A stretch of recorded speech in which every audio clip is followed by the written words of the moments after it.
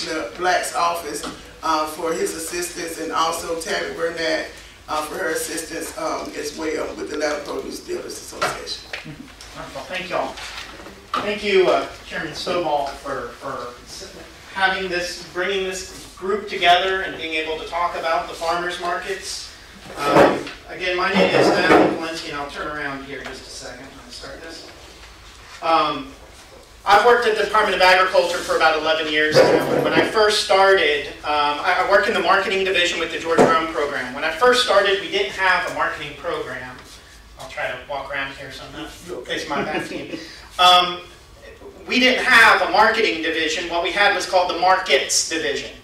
And our #1 goal was managing these state farmers markets, and that's pretty much all we did. When Commissioner Black came in roughly 8 years ago, he wanted us to kind of create a marketing division in addition to the management of these markets. But how can we look at these markets and look at the resources that the Department of Agriculture has, that Georgia has, and really take it to the next level and be able to not only provide better products to Georgia consumers, but really help Georgia farmers sell more of their product. We really see our mission in the marketing division as being an economic development mission.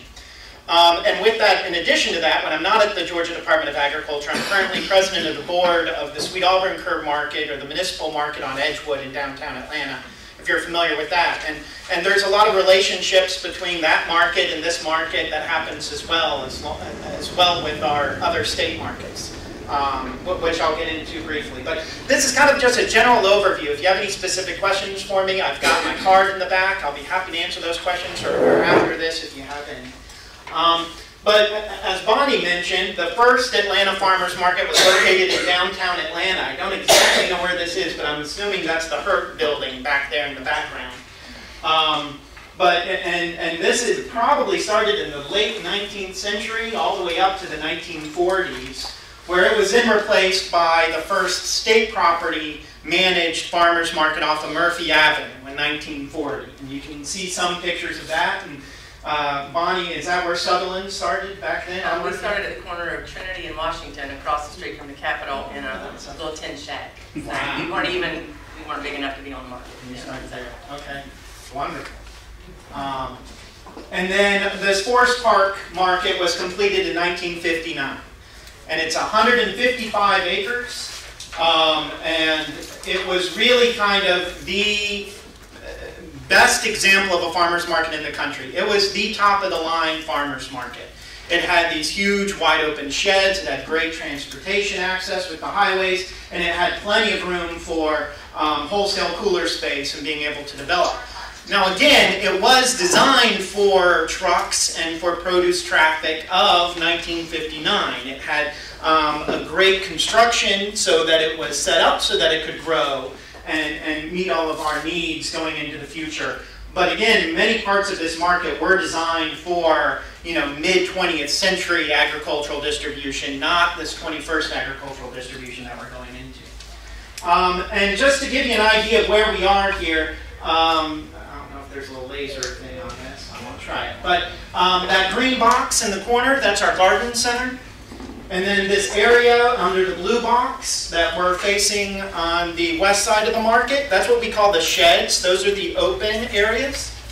And then we have the hill, which is up the hill, and that's mostly the large-scale produce distribution. That's our wholesale houses that are here. One of the great things about this market is we say it's one of the few places in the country where you could show up and you could buy a tomato or you could buy a truckload of tomatoes. I mean, the scale here is really phenomenal and amazing. You can have a farmer show up for a day, or a farmer can bring an entire truckload in and be able to sell produce at this market. In addition to that, what you don't quite see from this picture, and which we haven't had too many studies on, is the huge halo effect that's created by this market. Because this market has been here, you have businesses that have grown up around the market that are here because this market exists. Because it is the central place for produce in the Southeast, businesses, whether they're processors or other distributors, or you have Kroger that's right down the street as well, that opens a new distribution facility at Fort Gillum. That's it. I knew people would know. So you have this wonderful halo effect that's created with this market. This is kind of a map, so you can kind of see the different buildings that are there. One of the things to notice is we're in the administrative building, which is right in the middle, that kind of yellow with the green dot next to the former restaurant. But also there's an exhibit hall on this property that has regular events pretty much almost every weekend. Again, there's the garden center that's there. We have the Market Grocery Company that's in the southeast corner of the market. That provides wholesale grocery items. That's a great addition to the produce distribution that occurs at this market.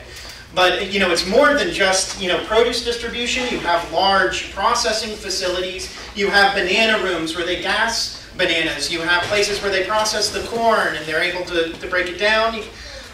There was a statistic I heard before. I can't back this up, but I heard that if you had any vegetable in the Atlanta area, 70% chance that that vegetable came through this market at some point.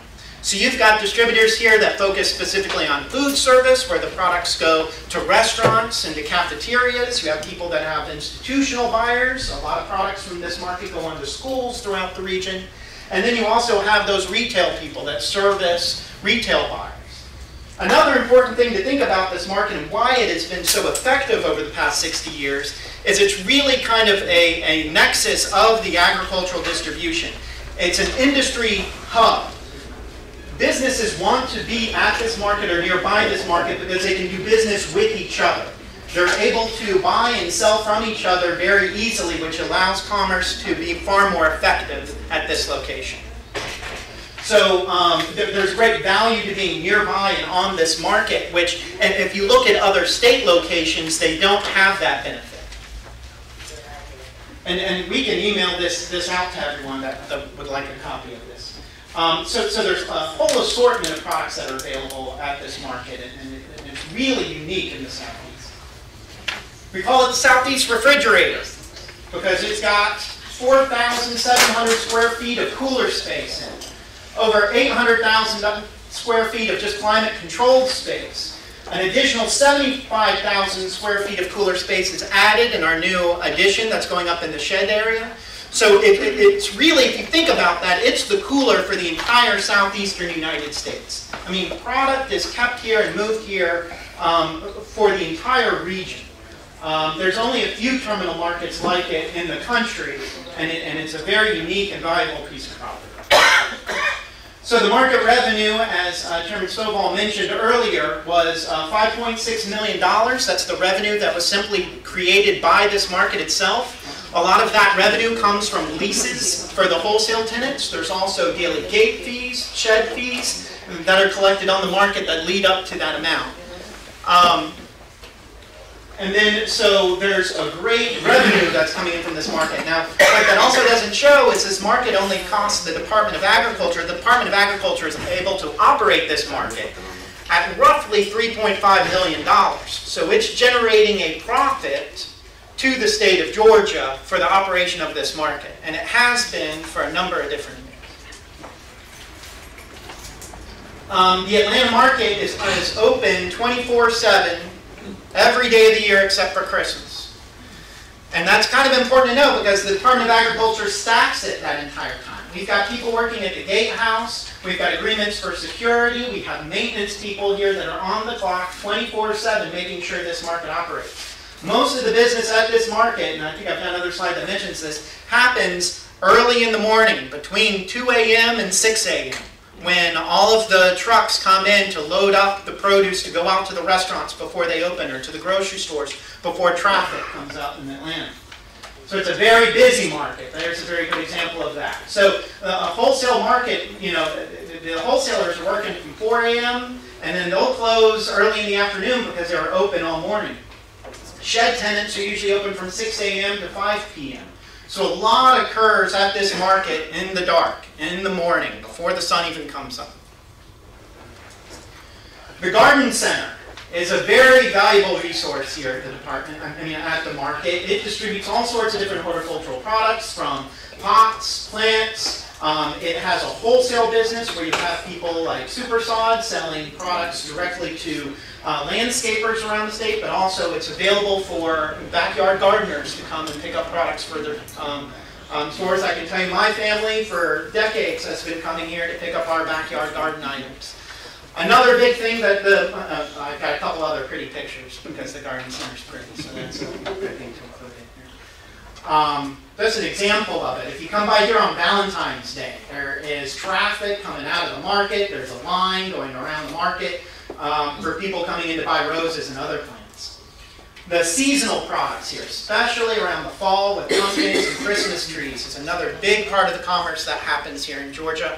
Again, my family for decades has been coming down here to pick up their Christmas tree. You get the best deal on a Christmas tree here at the Atlanta State Farmers Market. You get a very high quality tree. And a lot of times individuals can come and buy a tree like my family, but also they do a large wholesale business, both for nonprofit resellers, but a lot of schools come to the Atlanta market to get truckloads of products brought out to their schools that they can sell in those pumpkin patches, that sort of thing. So it's really a nexus for the seasonal items for the southeastern region as well. So as I said, this is very unique to the region. It's a terminal market, which means it's not kind of that traditional farmers market that we may all think of as a community farmers market. It's not a place where farmers necessarily have to show up and just sell the products directly to a consumer. This is where the product ends up when it's coming from the farm and from different distribution areas, and then it's then redistributed out throughout the country. I even heard stories of distributors at this market that send produce down to Fort Lauderdale, where they put it on a cruise ship, and it's then taken to the Caribbean. So if you travel to the Caribbean, a lot of that produce is coming from the Atlanta market because we're the closest large terminal hub for agricultural products and produce. We're one of only 13 terminal markets. I can tell you we're one of the largest across the United States. It's really a valuable asset to Georgia and to the Southeast. And again, we have tenants here that service areas all up and down, all throughout the Southeast, whether that's Virginia, North Carolina, Tennessee, and they service them from this market with overnight truck deliveries. So there could be restaurants in North Carolina that are every day getting produce deliveries from this market because it is the largest terminal market in the region. So just to kind of give you an idea of how this produce distribution works, I know a lot of you are pretty familiar with this, and I'm sorry I used carrots as opposed to peaches. The carrots are picked at the farm, right? And then they may have a packing facility on that farm where that produce is packed, or it may be nearby the farm, where the produce may be first processed, cleaned, washed, that sort of thing. But then it all comes here to the Atlanta terminal market, where then it is repacked or sometimes further processed. Like if you're going to get a carrot tray at a Publix, there may be a processor here that further processes those carrots or puts them into those little trays that you buy. There could be a processor here that does that. And then they're redistributed out to those restaurants or food service locations from this market. So if you're here at 6 a.m. in the morning, the truck traffic here, as you can imagine, is just crazy with farmers dropping off produce going from different businesses on the market themselves, and then produce going out to the retailers and the restaurants throughout the region, the schools, cafeterias. So kind of an example of how this works among the rest of the distribution hubs or the other farmers markets in the Southeast and with our state farmers market system. So you have Atlanta, and if you kind of think of a spoke and wheel, maybe an even better way to look at it, Atlanta's that central hub. And then we have these other state farmers markets that kind of go around it. We have these regional distribution hubs like Augusta, Macon, and Savannah, where there may be some other produce distributors, but they're constantly buying and sending product back and forth to the Atlanta State Farmers Market. And then we have packing facilities as well, like in Moultrie or Valdosta or Cairo. For example, in Moultrie, they get a lot of these melons coming in and peppers and that sort of thing. So they'll be getting the trucks coming right off the farm. They'll be washed there and packed up in boxes, but a lot of that produce then comes up to the Atlanta market where it then goes out. So we have these kind of regional or smaller farmers markets that are providing a direct benefit to the farmers by allowing them to be their packing facilities. But then we still need the regional terminal market, the distribution hub in Atlanta, in order to get that produce out there. One of the trickiest things with this farmers market, though, as we talk about all these different things and as we talk about how we plan for it for the future, is the competing goals that we have with the market. So we have this one market, but it's got to be several different things to many different people, right? So one of the things is it has to create jobs. It has to be an economic development force. And it's done a great job doing that. There's thousands of people that work at this market. There's hundreds of businesses that do that. But it also has to provide fresh produce. You know, we can't lease out large amounts of this market for other types of manufacturing or for, you know, a mall or a drugstore or something like that, because our goal is to keep this as a place that benefits farmers to help them distribute produce. But it also has to generate revenue. Again, we've been working at that revenue plus, that profit level for quite a number of years now, decades. We have to keep that revenue going. We have to pay for ourselves and probably then a little bit more. If we were able to, you know, not have to come up with the revenue that we do, we're able to fill the market a lot easier. But keep in mind, all of our cooler space in this market is leased out. There is a long list of tenants trying to come in and get cooler space in this market. So we have to generate that revenue while keeping a need for people to want to come here. But we also have to keep an eye on that food safety and aesthetic part of it. The state of Georgia is a landlord for these businesses that are employing all these people and doing all this business. These businesses have to meet food safety standards by third-party auditors in order for them to stay in business. So we have to make sure that the roofs aren't leaking and that the buildings are in sound conditions that they can meet these audits. The worst thing in the world would be for a company to have to close down or not be able to keep the businesses that they had operating because our buildings weren't up to code or our roof was leaking. So that's something that we have to keep up with. But then there's that aesthetic issue as well. You know, this has to be a place that people want to go to. We want it to be an agritourism location or some place that consumers like going to. So we have to keep that up as well. And with all of these competing goals that exist with this market, we're kind of pulled in different ways, and it's a balancing act to keep it operating this way. So that's kind of a quick overview, I know, and we can talk about this market and where it's been and where it's going. I know for days, but I don't know if y'all have any questions for me. And again, I'll leave my card, so if you can have any questions. And Commissioner Black just came in as well. Hold on. So everybody kind of know the framework of how the committee is set up. So the questions will come from the committee members, and we will allow time for public comment. So if you have not signed up for public comment, there's a sheet in the back. Please do so. And it's asking everybody to sign up so we can keep you abreast of what's going on with the different meetings as well. And before we take a comment, we'll take a question from the committee members. I did want to recognize Commissioner Black, who's here, our Agriculture Commissioner. And I'm pretty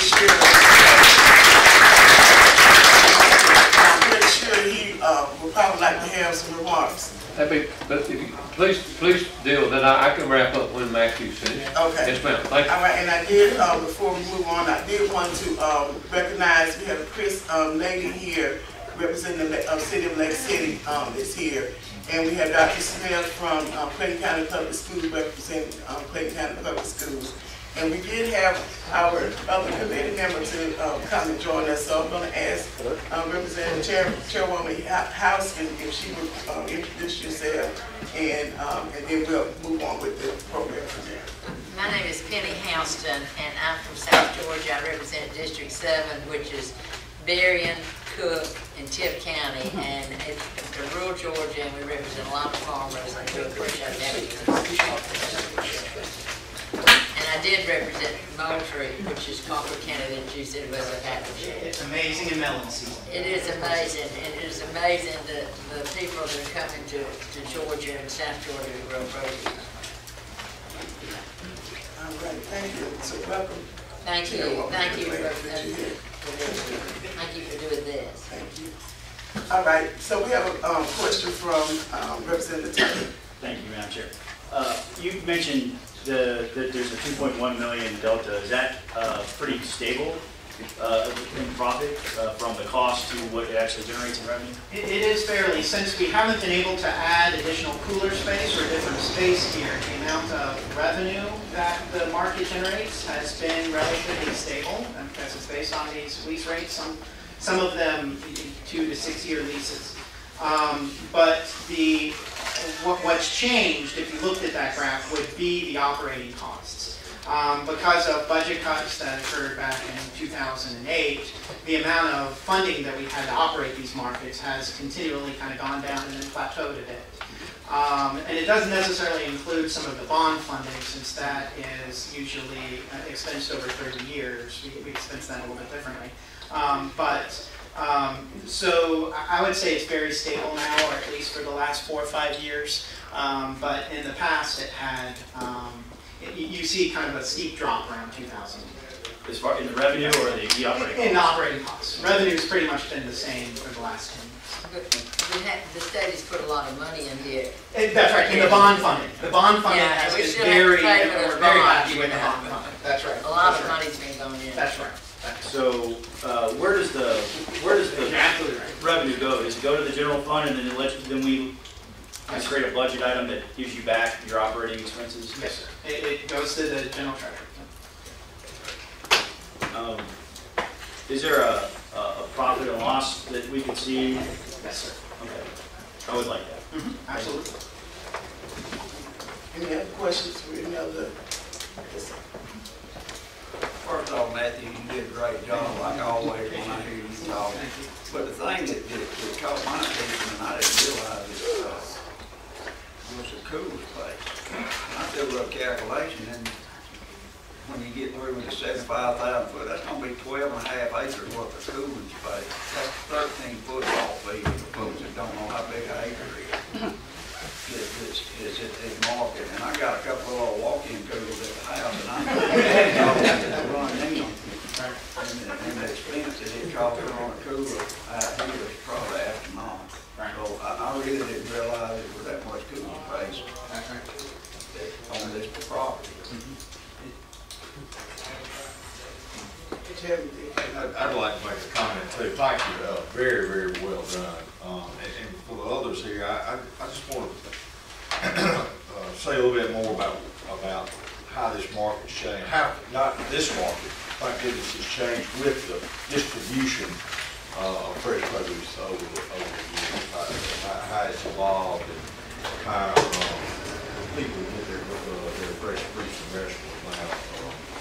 And you know, delivery and so it's got to be so quick, so fast, and turnaround time now.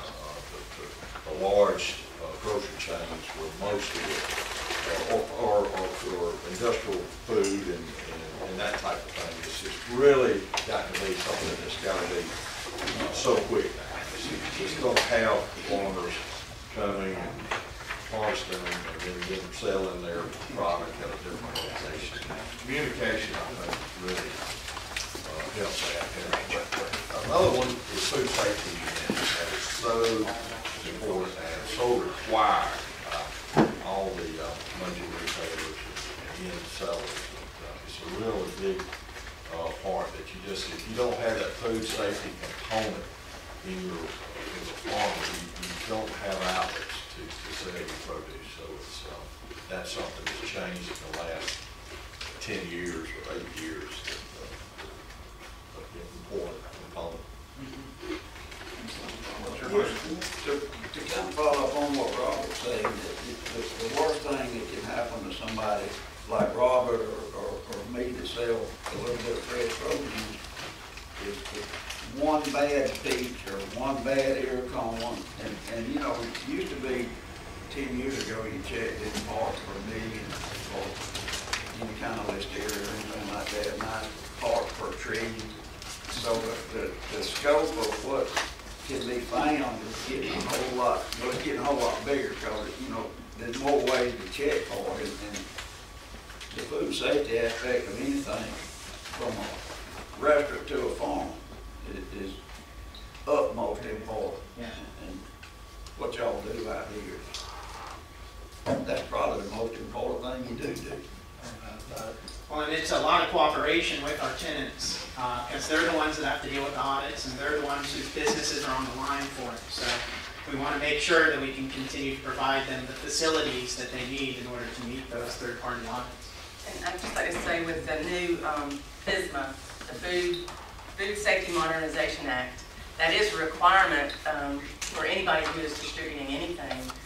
is to be able to meet all the guidelines, the 7 guidelines of that federal regulation. And all it takes, because these are all independent companies here, and all it takes is one, slip up on that, and the retailer that you're going to no longer does business with you. So each one of these companies represents, we can pick any chain store that you go to, Walmart, Kroger, Food Depot, Whole Foods.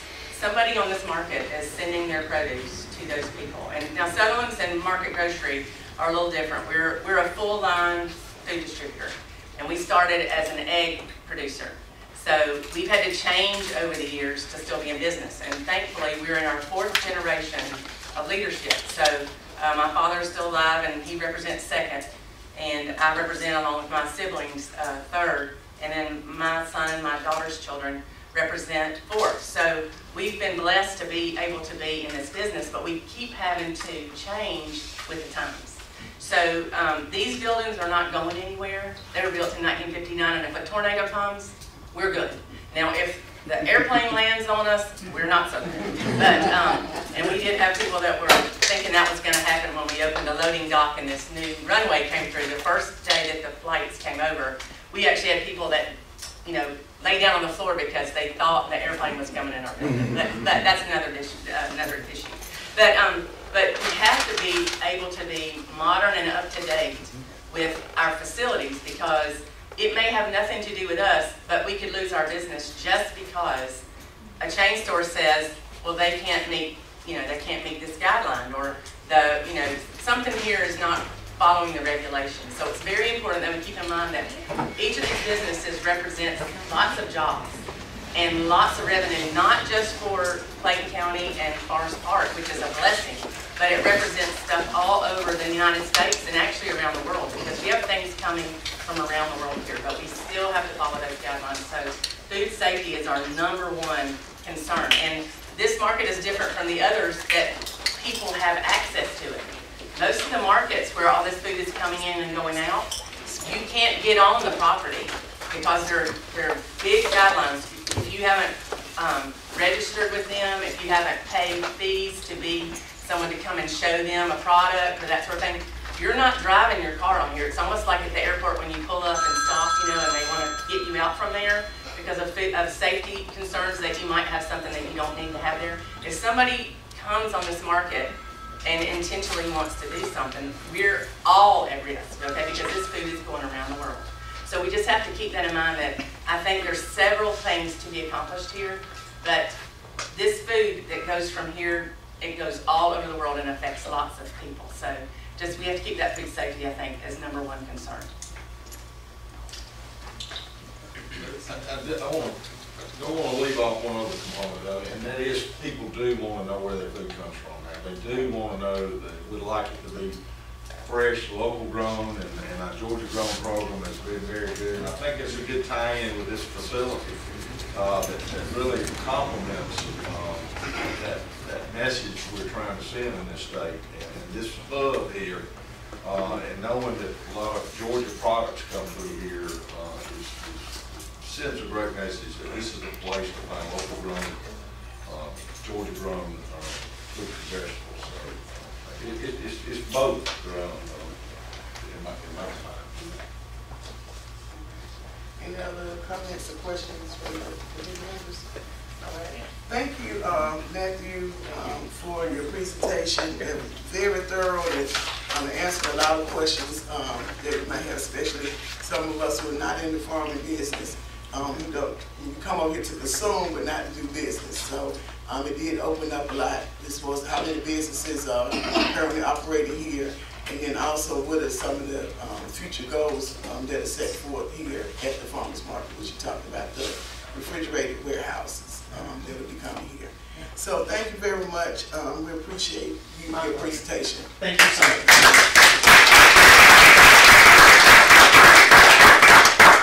So at this time, I would ask Commissioner Black if he would like to give us some words on behalf of the Department of Agriculture. Thank you, Madam Chair. Good to see you.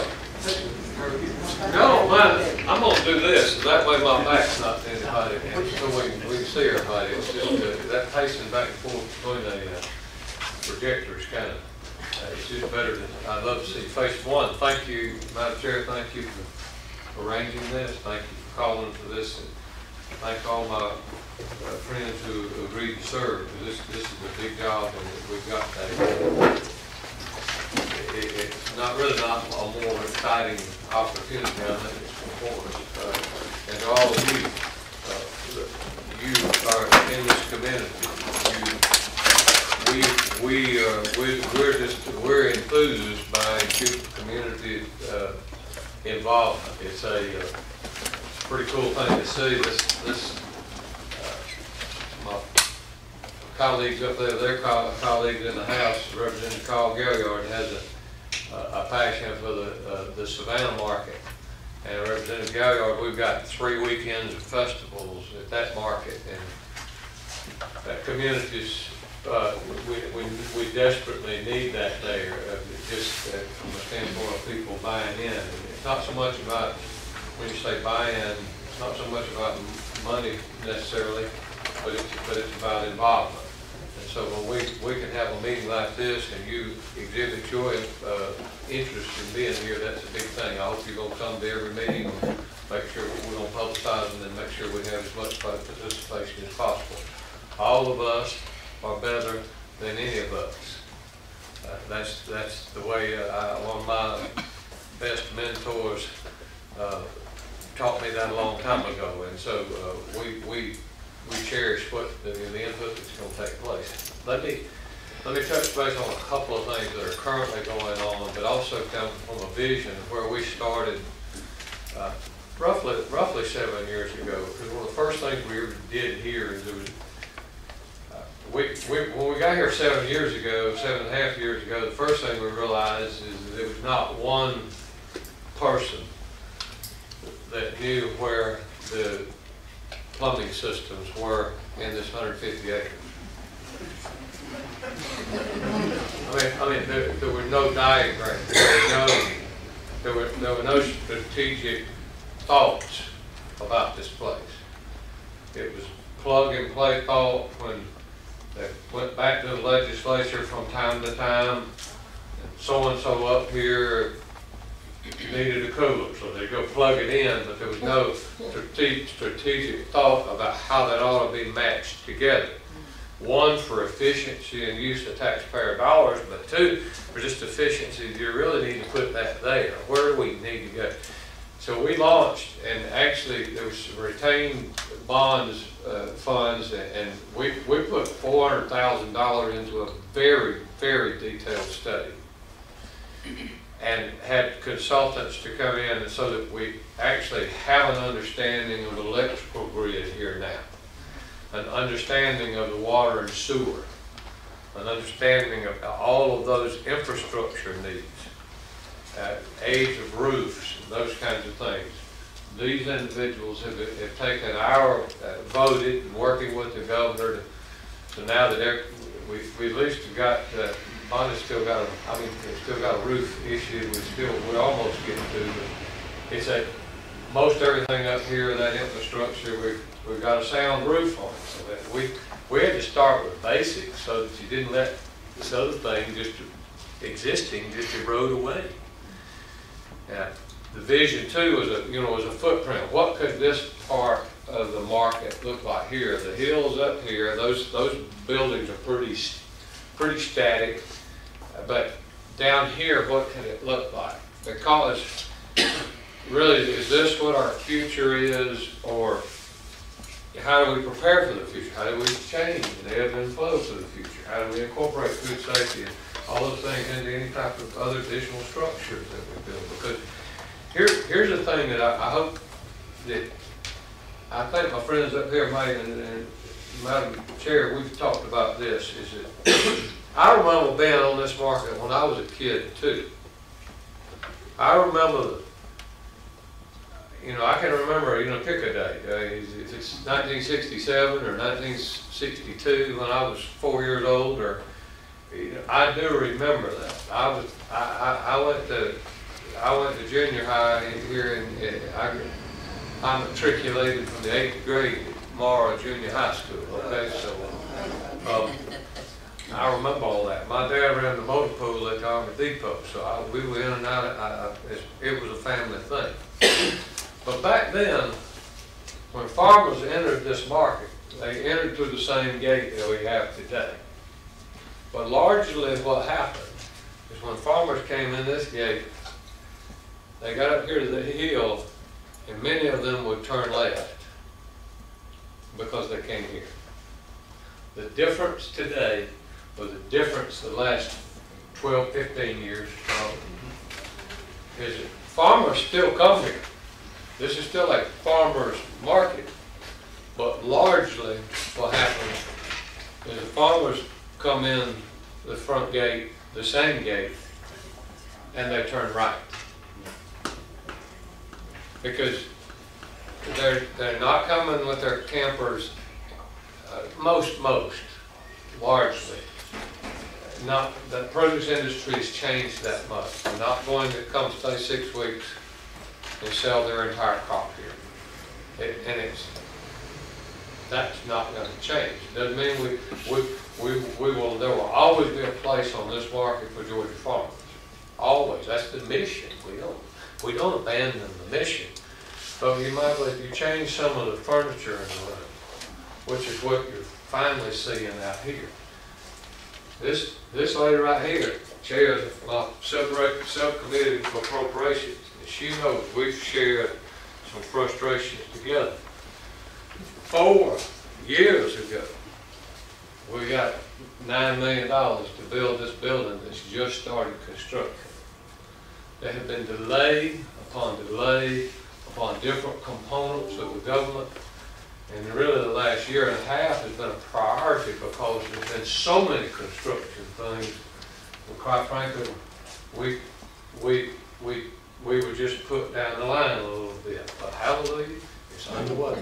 There's 70,000 here, and quite frankly, probably what you got in a strategic plan is about 2 more of those. Because that's what the business is, and that's where we're going to serve. We still have the fresh market, but we've got huge challenges with food safety. We cannot operate in a 1967 environment and think about that, and that's going to actually solve that incorporates itself with current food safety requirements. It's just they're 2 completely different universes. And I think there's a lot of good, faithful people that have been here for generations. But the facts are, much of what you see today, while there are retail customers, there are people like all of us that used to go, and still do. But there's still the vast amount of that business down here even is wholesale. Would you agree, Glenn? The vast amount of, that's why you see the big trucks that are in the aisles where it maybe used to be just cars. So it's actually a retail front, but much of the core of the business is wholesale. And that's the fuse on that moving forward is very short. To be able to operate in that environment in a wholesale, because quite frankly, it's not fair to everybody else who has to meet other objectives and other folks who don't. And that's not that they're bad people. It's not. I'm not. It's just that the infrastructure of the whole produce industry is not the infrastructure of our parents and grandparents. It's just not. Nor is it for the farmer. I mean, Robert Dickie got a peach packing shed. He can't even let his dog within 1,000 feet of it. I mean, literally, because of we have open shed here that has lots of activity, and probably during the night. But it's just we have big challenges. And I want to thank y'all for investing your time, and we're going to get through these things together. I'm very excited about this 70,000 square foot. This is going to be great for Collins. We have folks standing in line want to do another couple of facilities here. But I'll wrap up with this and talk about the challenges of building it. These 4 years that we've been waiting and continually knocking on the door and trying to get there. Well, see, they're kind enough, the governor put 2.4 in bonds in our package this year. And see, some of that we have to do maintenance and repair with that. It's not big construction. I will tell you this, and you've heard me say this. When we got here 7.5 years ago, they had 30-year bond money they were buying light bulbs with. They have money set in, right, Matthew? Yep. They had money set up in accounts that were 20-year bonds. The state had borrowed money for 20 years, and they were using that money to buy light bulbs.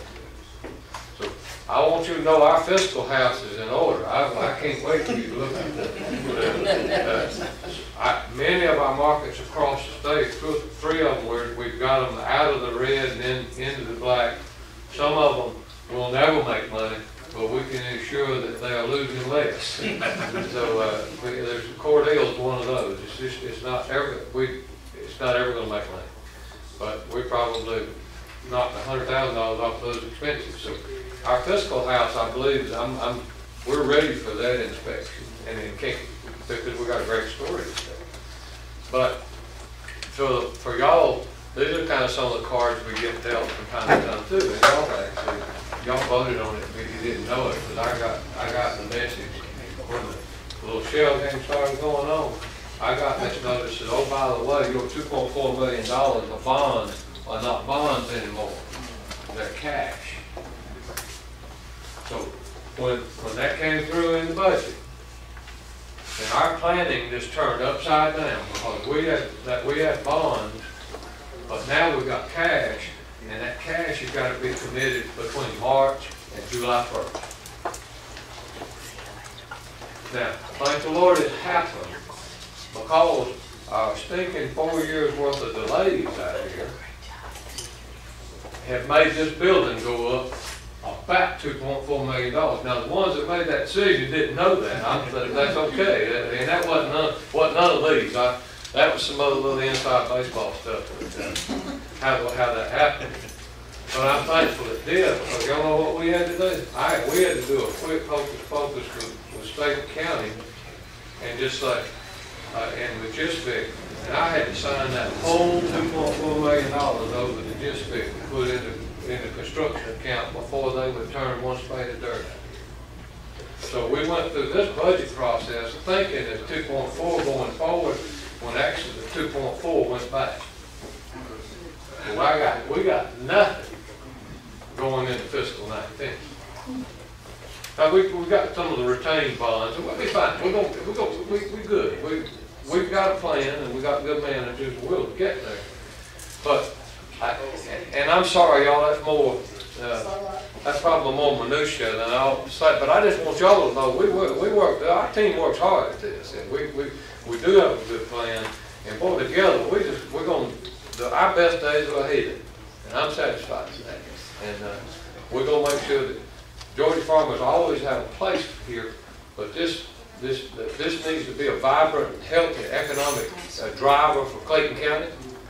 And you just got to know, if you got my word, we're going to all work together to make that happen. So, the federal government has done another brilliant thing to farmers.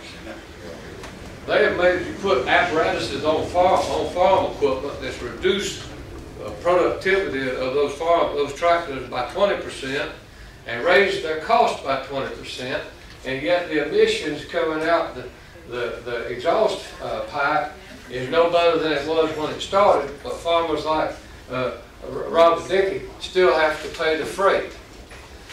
I've got 5 pieces of equipment up here, and I'm fixing to go get with the EPA, because we finally got their attention that maybe off-road fuel we could get exempt from DEF.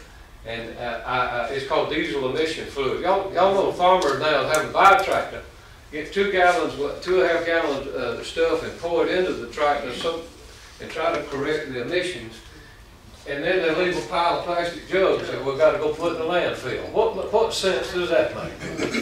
But anyway, we've got them up on the hill. I'm gonna go see them, and because we got the deputy administrator of the EPA right up here. I got him cornered for about 45 minutes. So I'm gonna go get into that, and I'll be right back. We're on that.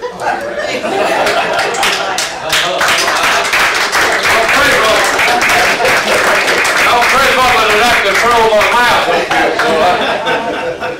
Well, thank you so very much, Commissioner Black, and for giving us a little bit more detail about the farmers market.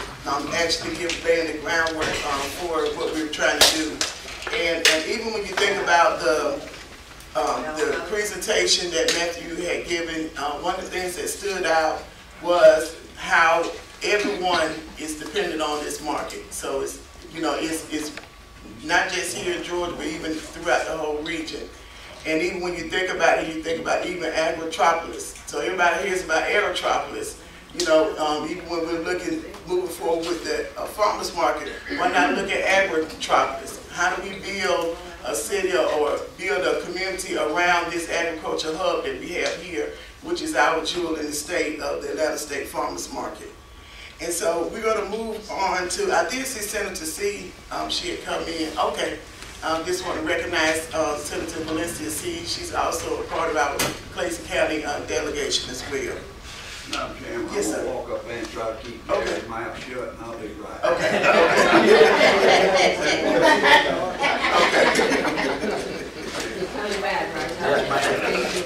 All right, so next on the agenda, we're gonna stay as close as getting everybody out of here by 12 as possible. Next on the agenda, we have from the Georgia Farmers Overview. So I think it's important that we hear all aspects when it comes down to the farmers market. So I asked Mr. Keith Parker, who's president of Parker All Natural Growers Group, to also present to the committee from his perspective and those of the Georgia farmers that he's in contact with. Mr. Parker, please come forward with your presentation.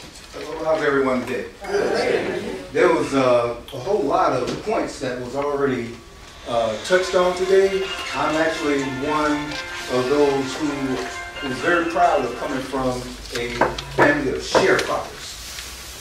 That's how I was taught, brought up, and really still today proud of being such of. Some of the things that was talked about was how we can't do farming like our grandparents did or how we did in the past. So I'm like one of those ones who took heed to that. Went and did the training and continued the education in the process after I retired in 2009. Went back to the family farm to retool myself. So so what I'm actually missing and part of this and what's going on today is a connectivity within families and our communities, because we are doing very well with all of what we're saying here with the increased amount of product, the amount of monies that's going on. But what I'm really troubled about is that we are also in that same time frame, we're creating what is now called food deserts. So I don't know, and when I grew up, I'm almost certain that the closest grocery store, and this is coming out of Brooks County, Georgia, it's Quitman, Georgia. Our closest grocery store was in Boston, and that's not Massachusetts now, it's in Boston, Georgia, which was 17 miles away from our family farm. But there was no such thing as a lack of food for anybody that was in between them. So, so when we would get visitors, they would call, they would come and they would tease us, we'd get to talking about certain things, and we would share all of our joys, which was mostly chores. And they would say, you all, what are you doing all that stuff for? Y'all are poor. And we're like, oh, okay. So we all get together and we sit down, and then we got this great abundance of food, which they couldn't understand where and how. Then we were able to supply all this stuff being poor. So my family and I, we just started to keep the connectivity as to then, how do we continue this tradition? Well, the first thing you got to do is you got to introduce it to your kids, and they got to put their hands on it. Because the whole concept of just going to the store or going to the market is just a fraction of what actually has to happen. So until we, I believe, reconnect our kids back to the process, I think that we're still troubled in many ways, although we are having great success. One of the potential solutions to this, because you can't come and make a statement and not have any sort of process in mind for it.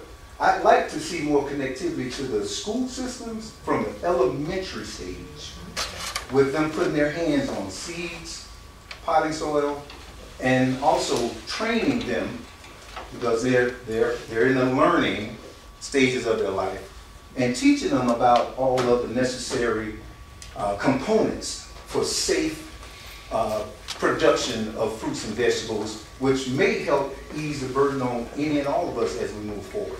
You know, my parents, my dad is 90, my mom's 87.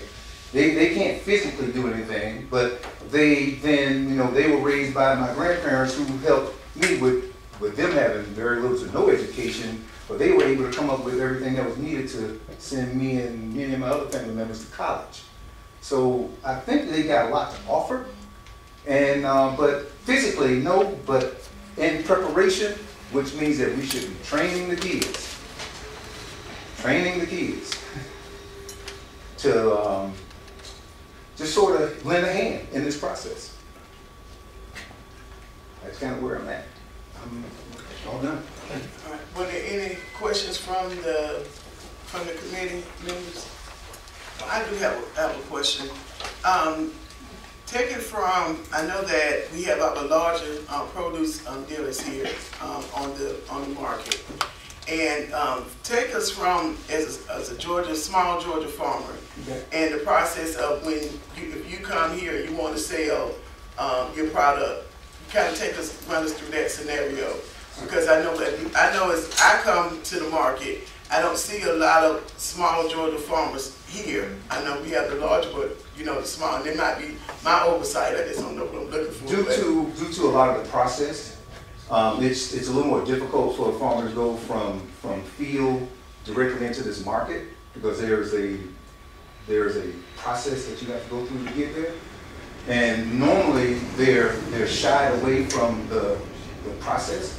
So if we then started to train better, meaning our kids, which would then relay that information to the household, probably in a way that they could be better understood, it will help us to get some of those adults better qualified to meet those things. Now also, locally grown things will be a lot easier to get to market, other than me talking about coming from Brooks County up here to sell every day. So what we have done here lately in Clayton County, and this process started in 2013, and I know it because actually I was one of the ones that helped draft the ordinance. As of before then, Clayton County didn't have no ordinances on the books that allowed local growing.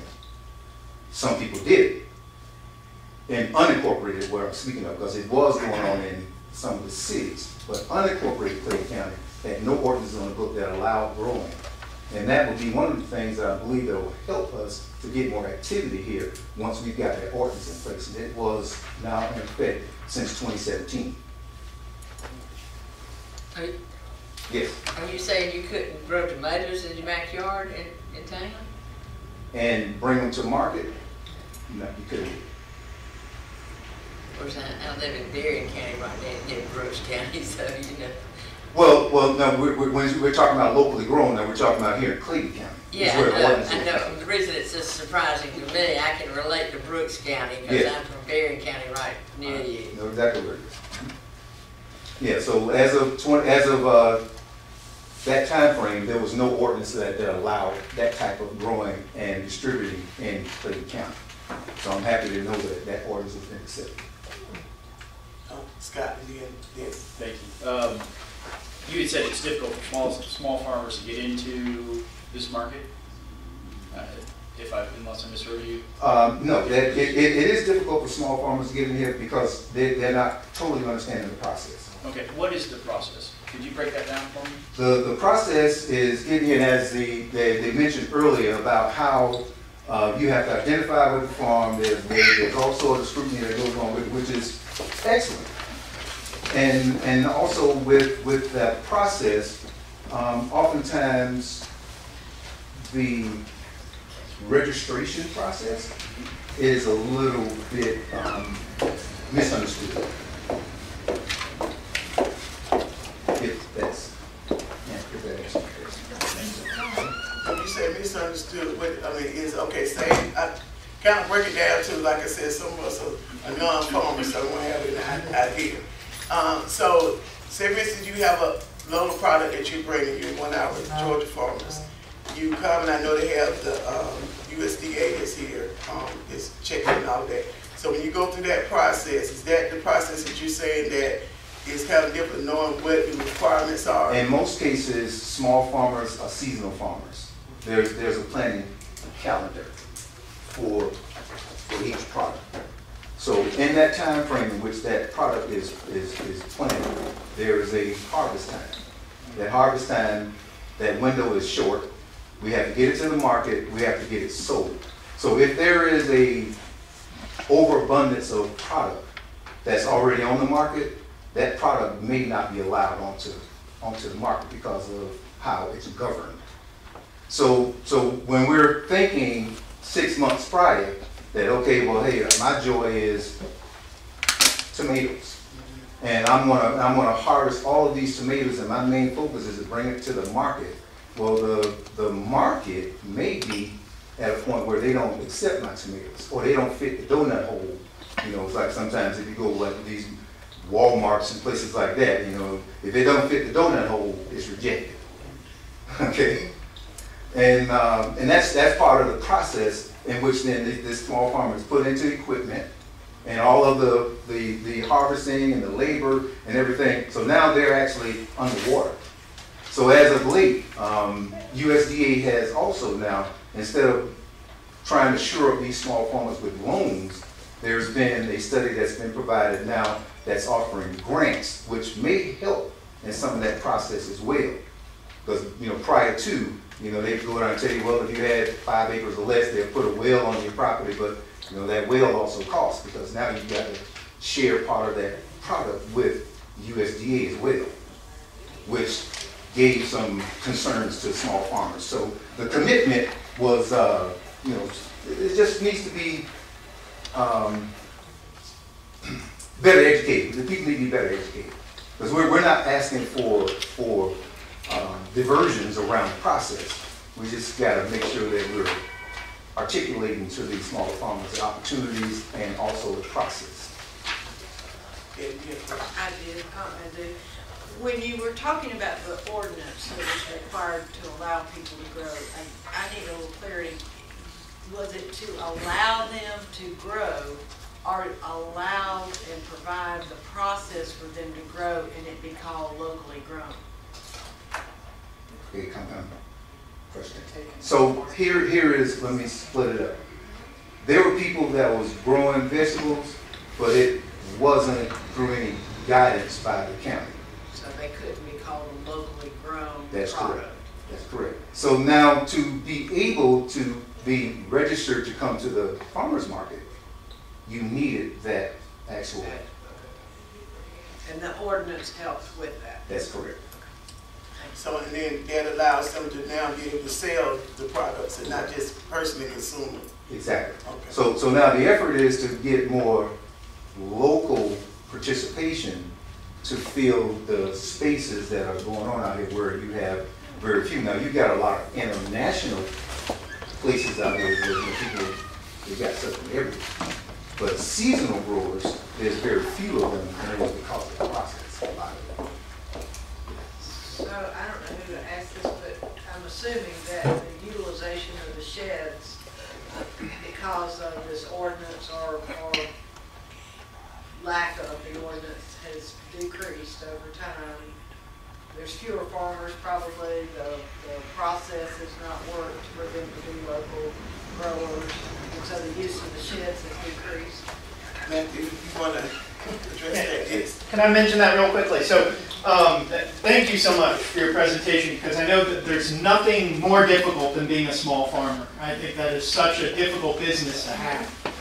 what we found over the last few decades is the number of small farmers in Georgia has decreased a lot, and that's part of the lower activity on the sheds. But really, when we work with small farmers now, what I find is the best way for a small farmer to sell their products is really three ways. One, that would be directly to the consumer at a community farmers market. Unfortunately, a lot of farmers find that they can sell product directly to consumers at Peachtree Road Farmers Market or in Dunwoody at a higher rate than they can here on this market. Another way is selling directly to a restaurant. So as opposed to coming here and selling to a wholesaler who then sells it to the restaurant, they can get a better price by selling that product directly to that restaurant. Or the third way is with the CSA, or Community Supported Agriculture, and that's like a box program. So they'll have someone that pays them at the beginning of the year a certain amount of money, and they expect to receive a certain number of boxes throughout those periods of time. So I think the decrease in activity on our sheds has been less to do with the sheds being available or there really being enough farmers, and simply the changing way that farmers are selling some of their products. And you're right, it can be a very difficult process for a small farmer to do one of those avenues, because it's not easy if you're a farmer to go out to a farmer's market all around the city every day and be able to sell your products in people's neighborhoods. It's not easy to manage a CSA. It's not easy to coordinate with restaurants to be able to sell your products directly to them. But the sheds here, it's just been a change in the entire economy and the way produce is distributed. That being said, and I don't want to speak for too many of the wholesalers here, but I've worked with several wholesalers, and there's a huge demand for locally grown produce, especially when you talk about asparagus and strawberries and products that a farmer can produce at their farm and then sell to some of these distributors they want it. The biggest hurdle there for a lot of small farmers goes back to the food safety issues. And if you're going to sell to a distributor here who's then going to sell at a school or to a retailer or to a restaurant, a lot of times it has to be GAP, Good Agricultural Practices, certified. So you have to have a certified process in growing your products in order to sell them in some of those avenues. So that's another part of that process or that difficulty in selling produce to some of these vendors. Yeah, go ahead. One thing that I found, just as somebody buying things retail, it's real confusing when I come here. I mean, I got lost trying to find this, and I've been to the farmer's market several times to find where y'all were. And is there any way that, what? It's not the exhibit hall. Yeah, that's what we. No, this is not the exhibit hall. No, I'm not talking about that. But that's where we were sent. Yes. I didn't. I'll address that. Yes. I'm sorry. I didn't. That's not what you're confusing what I said. Sorry. If we had, would it be easier if you were going to buy retail, if you had signage telling you where to go and had the retail thing separated from the manufacturing? Yeah, and a new signage system for the market would be very, it's very different, come in, a different way. Yeah, that's right. I mean, to me, it's really confusing. And I think in not only the Jacobs study, but also a study that was done previously, that I think you mentioned by ECOM, they recommended maybe changing the transportation flows where you have customer traffic. Well, that's an SAT, transportation flow needs to be worked on. Thank you, that's what I was getting at. I wasn't confused about where we had the meeting, I just, the transportation flow. And then that way you can separate the safety thing from retail thing. Because I know just at airports you have to be real careful about food you take in. And it's going to get worse. We've just got to protect the market.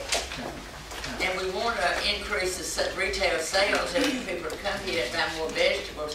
But to me it's confusing coming in with the transportation flow. Thank you all.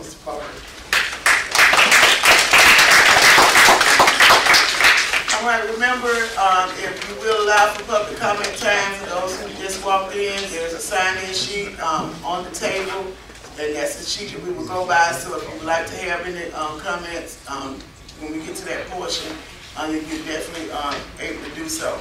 Next, we will have a presentation from Mr. Don, no, sorry, not Don, Mr. Brothers Don. Bob Burnett with Market Grocery, but he'll be representing the Atlanta Produce Dealers Association. Hey, good morning, everyone. I'm Bob Barnett, Vice President of Market Grocery Company. We're a cash and carry wholesale company up in Building K on the farmers market. Appreciate the committee for putting this on and having us this morning. I'm the president of the Produce Dealers Association. Have been for the last 3 years, which is an association here comprised of tenants not only on the market, but also affiliated businesses, as we've talked about with the commerce that goes on here locally that support the businesses. It's approximately a little over 40 members currently. Like a lot of associations in today's time, it has been larger, upwards of 70, and as close as 5 years ago. Participation in those type associations seems to be a struggle. We're meeting like quarterly now. We were meeting monthly, say 3 years ago.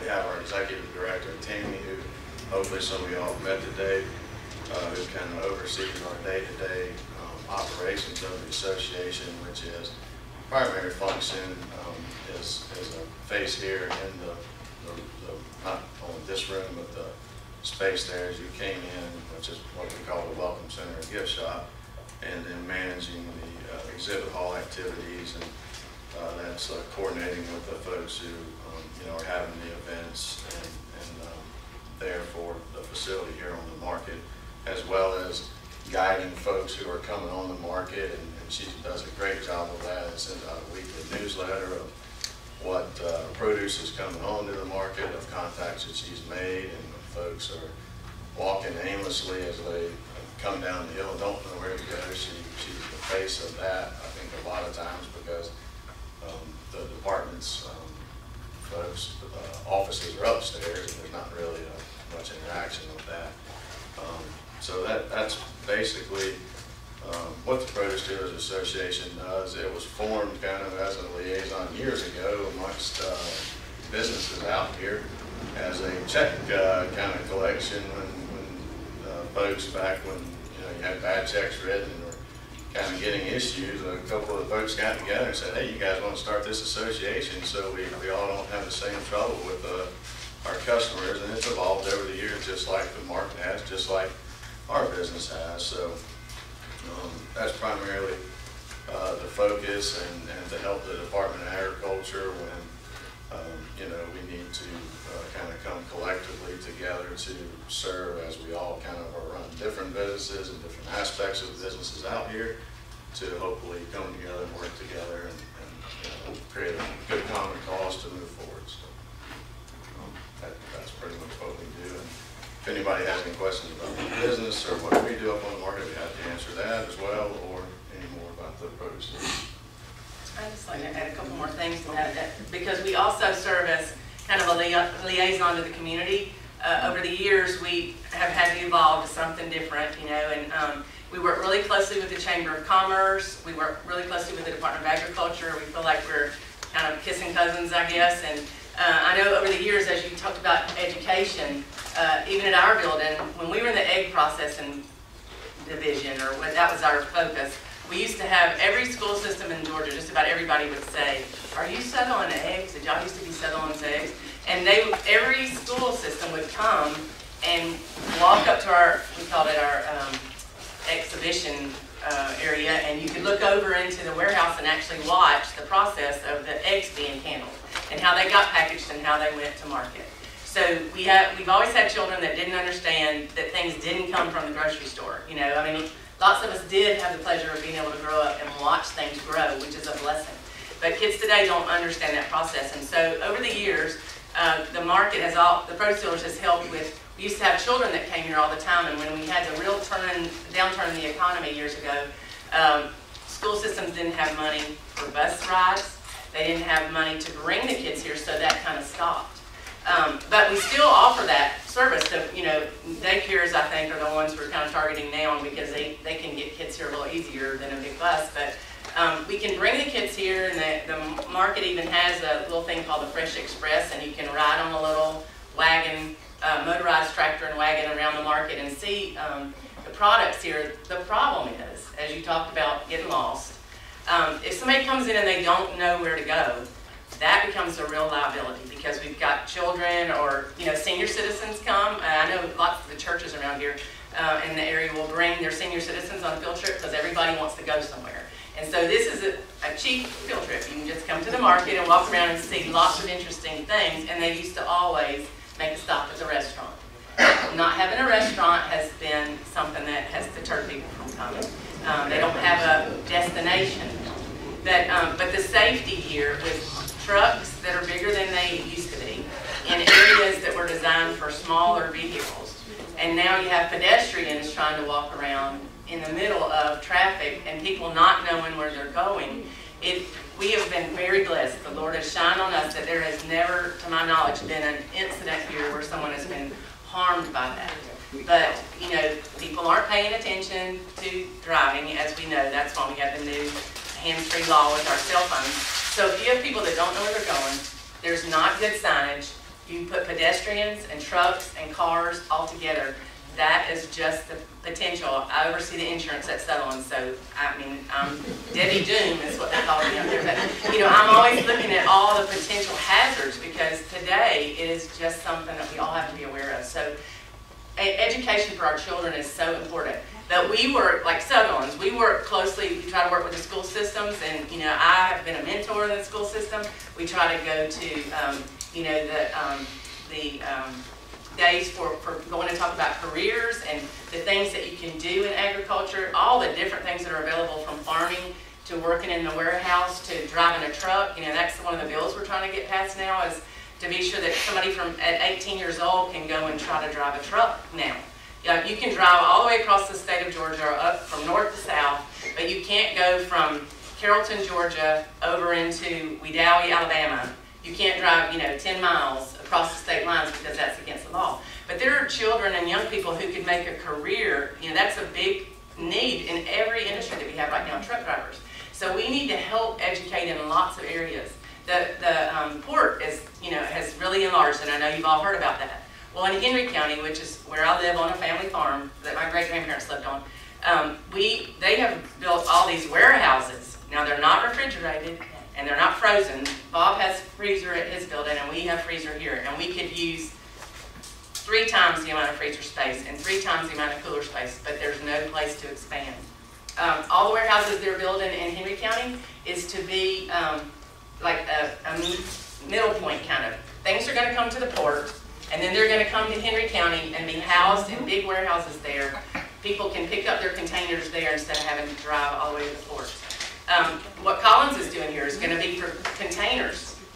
So there's lots of opportunity for this market to make a lot more money in the way that most of the money is being made now. But you're going to need refrigeration, possibly freezer. There are only 2 big freezers that I know on the south side of Atlanta, and Sutherland's picks up a lot of things at freezers in McDonough because, you know, Ore-Ida French fries or McCain or Tyson Foods or somebody that has frozen stuff, we have to go there and pick that up. So we send our trucks to pick it up and bring it here.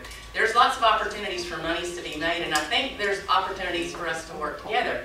I just think that maybe the things that we want the community to come to, number 1 has to be climate control. Because out here, as Commissioner Black mentioned, you could have a dog or a cat or birds flying over this produce that is here unattended during the night. And it may be open 24 hours, but there's generally not sales going on 24 hours, okay? But the produce is sitting out there 24 hours. Now, at Market Grocery or Jardina or Collins or Sutherland's, our produce comes from the farm, and lots of times it came straight from the field. Sometimes it's already been processed and comes there to our different businesses, and it goes into a controlled environment. And then we have to say where it came from and what happened to it when it got there, and then it goes out to restaurants, hospitals, hotels, schools. It goes all over. So, you know, I think there is definitely, I love to go to farmers markets and fairs. I love to go to the fair in Perry. We just don't have that area here that is just for that consumer to be able to walk around, maybe eat some different things, having food trucks like Forest Park does right here in downtown Forest Park. So I think there's a couple different things, but you've got to get us a way in and out that's safe for the consumer. You have to make sure the food is safe, and And most of the farmers, most of the sheds that are here that are occupied all the time are selling produce that they bought from somebody up on the hill. And that produce comes down and gets opened, and then you can buy, you know, a dozen tomatoes, or you can buy one little case, or and so you get to look at it before you buy it. But it's being bought from somebody up here. And the sad part is the front part where the sheds are now for the farmers. There's not many farmers that are coming. They're stuck in traffic on 75. The cost of diesel fuel. They can go to their local farmers market, or they can just go ahead and contract with somebody like some of these people, or anybody else, U.S. Food Service or Cisco, or and lots of the produce here goes to those people and goes around the world. So these people here on the hill are packaging, producing, and distributing those things to lots of different companies that you have no idea that food comes from them. So we just have to find a way to work together, I think, to make it work for everybody. But you've got to have good directions. I came in the other night at 9 o'clock in the evening, and as I'm coming in the main entrance, because at night it's controlled, the far gate up there is closed, and the one down here by the garden center is closed, so you come in the main entrance. I'm coming in, and somebody's coming out the end. And so, you know, flashing lights and trying to tell them, you know, you're going the wrong way. Well, they're trying to figure out what this crazy woman is doing, and they don't even let the windows down because they're scared that something bad's going to happen to them. But people don't understand how the traffic flow works. And even if you've been here a long time, sometimes you don't know how the traffic flow works because the stop sign got moved as a prank, or it got knocked over by a big truck that didn't make a wide enough turn because there was cars parked in an area where they shouldn't be. So it's just, it really is a hazard for lots of things that, just because, and it's nobody's fault, it's just that this market has grown so much and so many things have changed.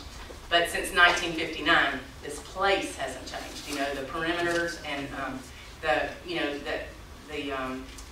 the walkways. There's not really any walkways, and if you just go through there, you can see that the roadways are difficult. It used to have trains coming through here. Thankfully, the trains are just up at the top part of the market now, but we actually have train service into here. So the rails come and bring different products as well. So it's just a lot of different things going on. But it could be the potential for disaster if we're not careful what we try to put here. So I'm all for small business. If I was, I mean, we wouldn't be here if it wasn't for small business. So, and again, most of the companies up here are owned by families just like yours that you know, are trying to figure out, do they go to the next level? Do they stay here? Do they build something new somewhere else? Because if we can't keep up, then, you know, with the guidelines, then we have to figure out what we're going to do. So it's just a lot of things to consider when we talk about changing the market. And I think there's been some great things that have been brought up here today that we all have to be involved in it, from education, and we can find ways to do it before we can get, you know, the kids here maybe.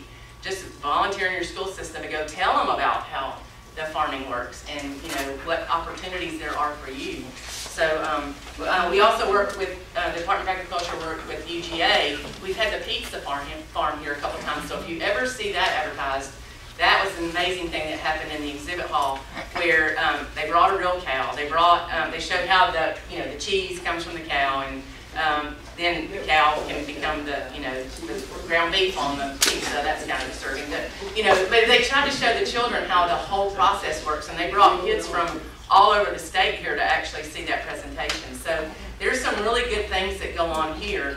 It's a shame that more of them can't go on, but we don't have parking for the exhibit hall anymore because there's businesses all around there. So if you park, now Tammy could better answer that, but on the weekends when we have bird shows, reptile shows, gun shows, we have had a cat show, we have had, I don't think we've ever had dogs, we have fish, we've had a fish something, we have weddings.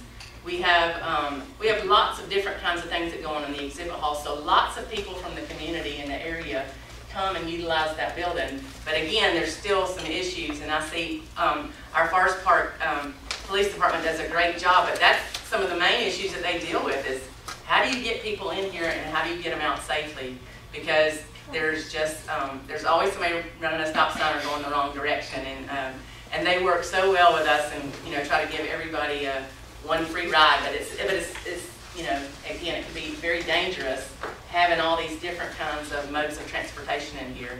There's forklifts that actually ride from one area of the market around. Now, if you're under the sheds, you have to watch for them. They may be transporting things from one shed to another, and if they're behind a big truck that's parked, you may not see them. It's just a really, it's very exciting and different. There's a lot of people watching that you can do if you sit out here and just see how many people come through here. But there's lots of things that need to be kind of shored up to make sure that everyone is safe. The food, the people, and the visitors to the city. All right, thank you so much, Bonnie, and thank you, Bob, for the presentation. And that kind of cleared up a lot of things as well. It gives a better understanding of everybody's role here, right at the farmers market. So thank you, Bob.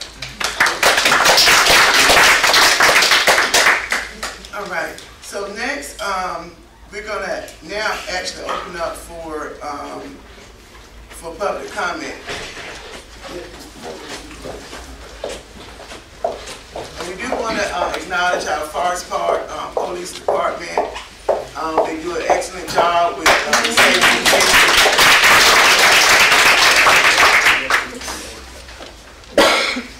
All right, so for the public comment time, no more than 3 minutes we're going to ask, and then if there's anything else that you didn't get a chance to say and you want to put it in writing, make sure you see Morgan, and she can maybe give you an email address to be able to send those comments to, because like I said, our job today, for those who came in a little bit late, for the next meetings that we have, is for us to gather information and to be able to make a recommendation. We're not making any decision on yes, no, maybe so, but to make a recommendation to the Speaker's office, and then from there, we'll see where it goes from there. So that's our primary job for these next couple of meetings. All right, so next, and if I mispronounce your name, you're going to have to correct me. Fredolyn Frazier, will you please come forward?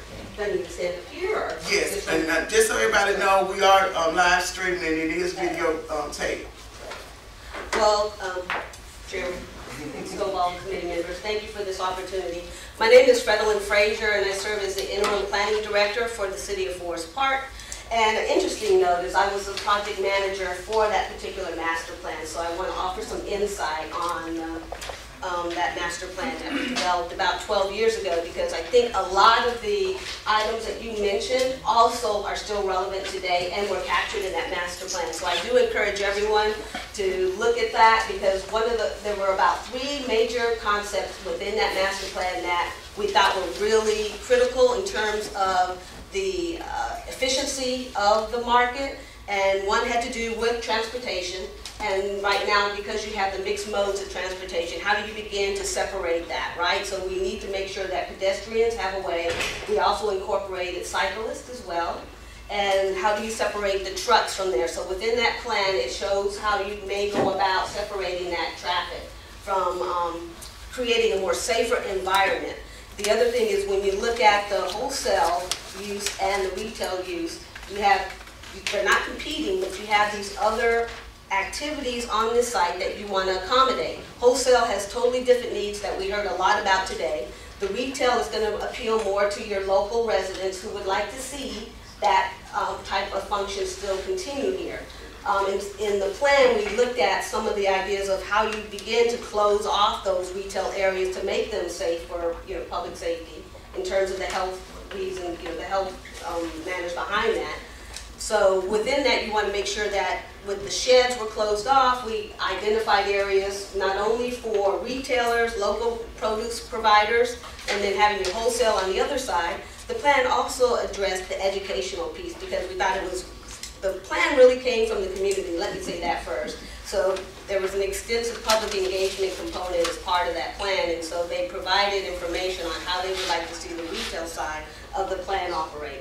So within that, there was a huge, I would say a significant level of appeal for having more public educational facilities here, to actually having a hall to leverage the activities that you have now, but to have a designated area where those functions could occur.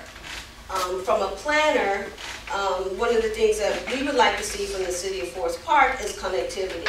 This is a unique opportunity here because of this market, that we want to not just focus inwardly, but we need to look outside as well. So you have Airtropolis, you have the Fort Gillum, you have the Fort Gillum Logistics Center down here. How do we begin to make that connection? And it's not only going to benefit just the city, but it benefits the region.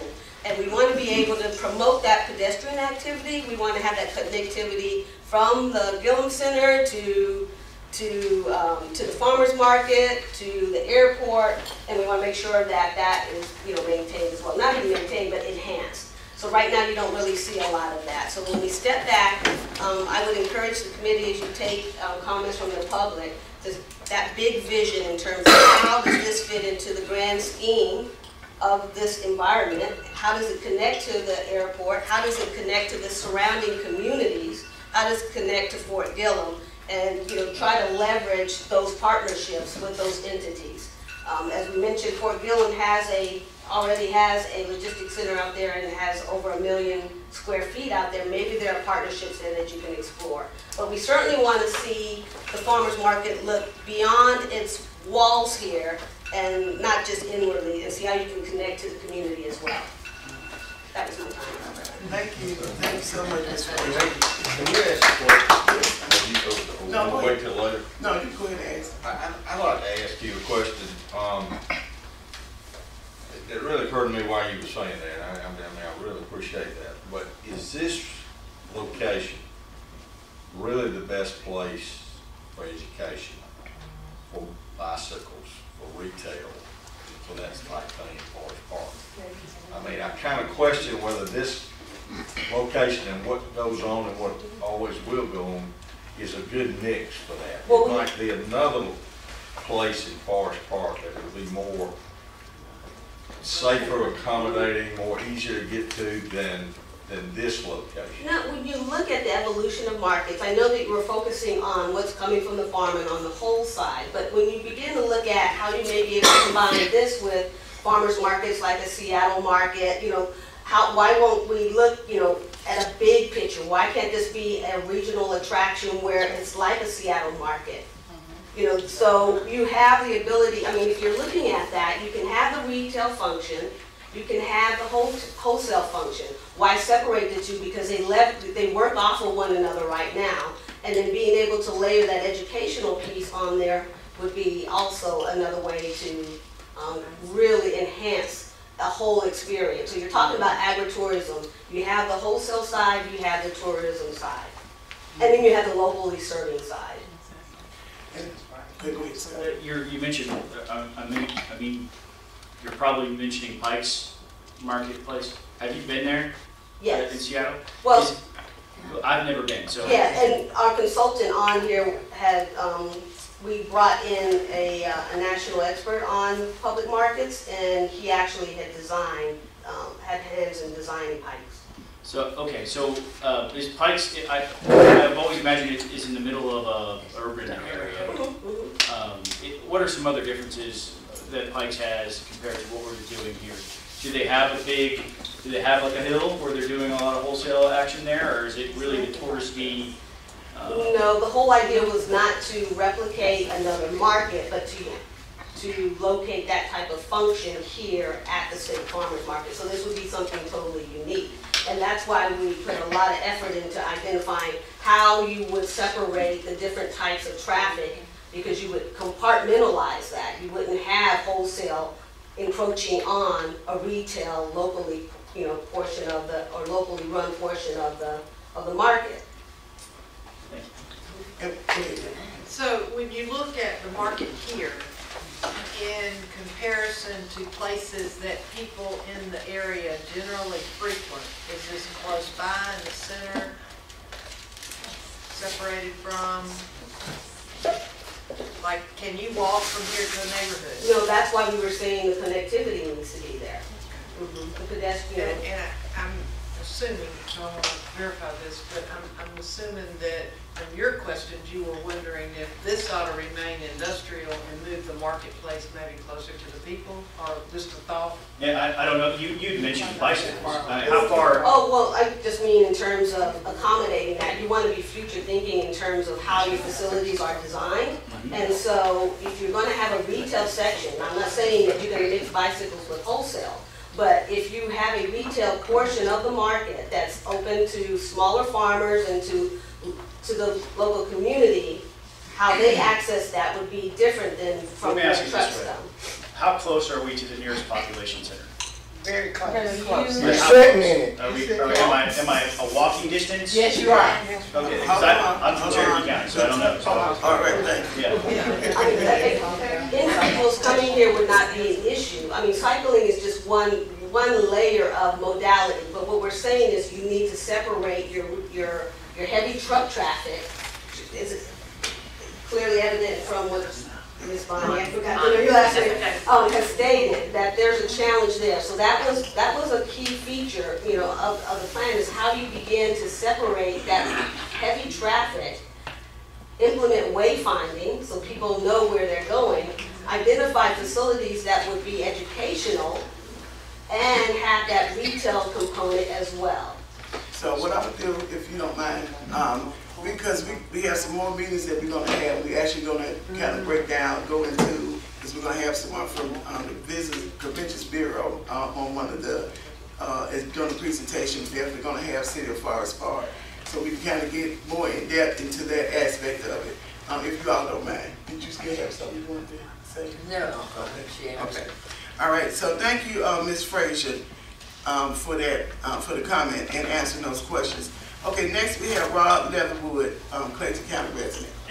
I'll stand to the side, so I'm like I'm looking at everybody. So, Rob Leatherwood, Clayton County resident. I kind of, you know, the main point I was going to mention here was what Mr. Frazier kind of mentioned and what Bonnie alluded to, was just the aesthetics of the area. To me, it doesn't seem like it's very consumer friendly, again, with all the heavy traffic and things coming in. And so, you know, the perception that I get from people, when my wife and I got married, I said, hey, let's go to the Atlanta Farmers Market. And she goes, well, that looks old. That looks like something that my grandfather might have went to. And so, you know, with that, you know, if we have things where we can offer seasonal items to consumers, and then it'd be better advertising, right? So we have locally grown Christmas trees, maybe, or pumpkins, you know, things that can, you know, and to me, the best way to advertise that would be in the school systems. And so you give that to the children, and the children take it to their parents, gives their parents an option to bring them down here and kind of be a part of it, put their hands on it, to touch it, to feel it. The other thing I was curious if this board was going to do, I know y'all mentioned like the Peachtree Road, you know, farmers market, looking at different ones. One of the ones that I have frequented quite a bit is the DeKalb Farmers Market. That is heavily consumer based because they have a massive controlled environment for consumers to come in and buy, especially organic. You can pretty much get anything organic from the DeKalb Farmers Market. And being that they've been so successful, they're expanding to a 1 million square foot facility there on their grounds. So apparently they have a model that appears to be working and that they're actually meeting the demands of the community. And so I know a lot of people from Fayette County, Coweta County, Henry County, Cobb County that drive to the DeKalb Farmers Market. And so if we have something like that here that we can offer to those residents, then that's more business and more revenue that we're keeping locally here. The other thing was, and I know that Matt had mentioned it, talking about CSAs. So I actually have a cousin that has a farm down in Sharpsburg. We're part of their CSA, again, Community Supported Agriculture. What they do is great. Not only are we supporting them and, you know, able to get locally grown from there, but they offer a lot of classes. So they do a lot of canning classes. They do farm to table, where people actually come into their farm. They go out, they pick the vegetables, they come right back, they have a little campfire with a stove, so they're able to cook it, and they understand the whole preparation. I know they have the pizza thing for the kids, but I think to be able to bring kids and families in and have them choose things within the farmer's market and have a class that kind of shows them how to cook the food, how to prepare it, how to preserve it. I'll give accolades to my cousins because they were actually chosen by an international group to go to Italy to perform a slow cooking seminar as part of a lot of initiatives that Europe is doing about promoting you know, fresh produce and farm-to-table initiatives. And then the last thing that I was going to mention is kind of based off what Keith Parker said about locally growing in Clayton County. There's an actual farmer, for those of you that live in the area, that lives over on Bethsaida and Collier. And so he has a little farm, and he tries to sell to the community. My understanding was that the county made him build a enclosed farm stand that was handicap accessible and had to have bathrooms, but they wouldn't let him put any signage up to advertise his farm. And so he essentially had to close it down and go down to an empty Bank of America to try to sell some of his stuff. The other thing about him is he's just around the corner from E.W. Oliver Elementary School. So to maybe, again, with local farmers, get them engaged with the schools. If he's that close, get him in the school, have him show the kids where the food came from, maybe create a community garden there at the school. But again, you know, getting people involved locally and not try to necessarily turn them away, but to be able to work with these local growers to encourage them and to get them not only invested more in the county and in the community, but to get the county and the community invested into them.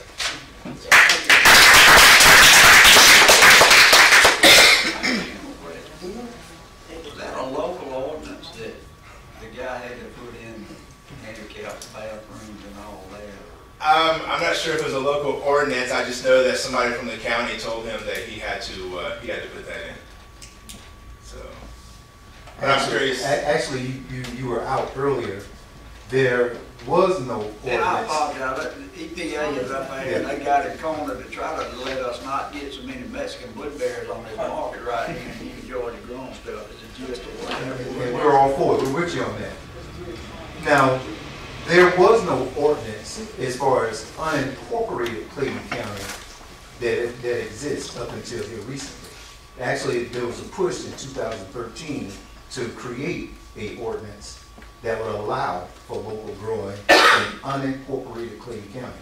Now, maybe some of these cities were able to do so, but the way that, you know, the county is so cut up, it was just confusing for everybody, to tell you the truth. So I know that in 2017, there was an amendment, and also there was a creation of a urban market concept that is now a ordinance in unincorporated Clayton County.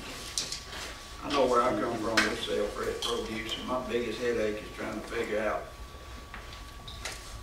and sometimes you gotta do paperwork, but to decide whether somebody's, you know, what you charge local sales tax on and what you don't. That's the biggest headache we have, you know, as far as whether somebody's taking 100 dozen ears of sweet corn to sell them, or whether he's taking them home to put them up. And there's a difference in how you got to do stuff. And then you got to do paperwork so your income don't make you have to do it like Bonnie did. I never have heard of not being able to sell produce that you grew on your farm on the side of the road unless it's some old local deal. I like what you got. I ain't got a handicap accessible bathroom.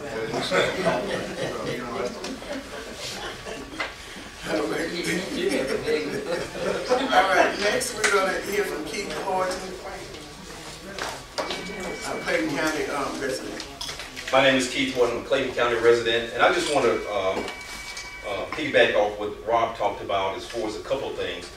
With the school system having a partnership, I'd like to see a partnership with the school system, whether it be an MOU or MOA-driven partnership where there's an initiative where you have farmers that either come out to the school system, to the schools, and one of the unique things about having farmers come out to educate our students about growing, one of the interesting things that is relatively new is the aqua system of growing. And so that is a very unique, that doesn't take much space, it takes a greenhouse, and our students can learn how to grow fresh produce and products. The second thing is what Keith Parker talked about is our food deserts. And I think that's one of the things that we overlook. We do a great job of providing, and Commissioner Black has done a great job, but we have missed out on the food deserts that are in the Clayton County area as well as Atlanta metropolitan area. And so one of the things that we want to look at is could we devote or allocate funding to go to fresh produce to go to those food deserts. Division of Aging Services has a map with the state of Georgia that has all the food deserts in North Georgia, food deserts in the metropolitan area, Atlanta area as well as South Georgia. So that's one of the things I would look at. And then the last thing is SNAP marketing. What are we doing to market the old food stamps at the farmer's market? It used to be a 2-for-1 deal. I'm not sure it's still a 2-for-1 deal, but it's a great opportunity to market to those individuals who have food stamps or EBT card to come out to the farmer's market. That way you can generate a little bit more money as well. So those are my 3 suggestions. Okay. Thank you, appreciate that. All right, next we have Mr. Mickey Garber, Clayton County resident.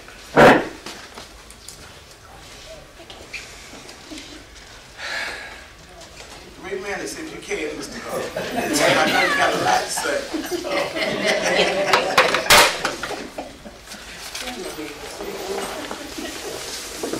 When does my 3 minutes stop?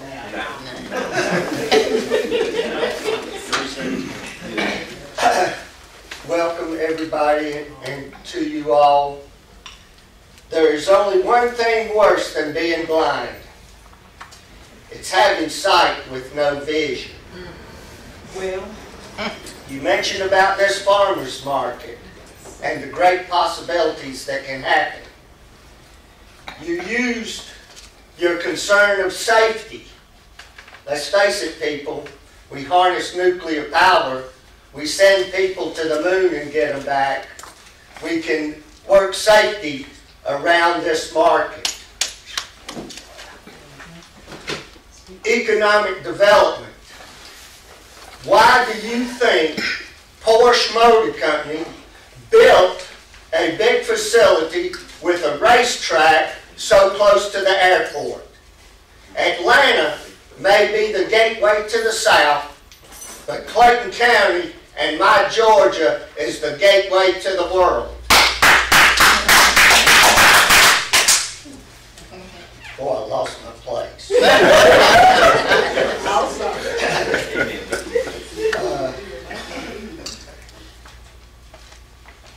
In Commissioner Black's statement, in all due respect to the man, he was discussing economics and talked about other farmers markets being in the red, and he used the statement, I got them out of the red and into the black. That could be noted as bad connotation and people could take it wrong, and you need to go back and tell them about it. As far as Mr. Matthews and his presentation, and he had those carrots up there, I envision that them one day will be Vidalia carrots. Thank you.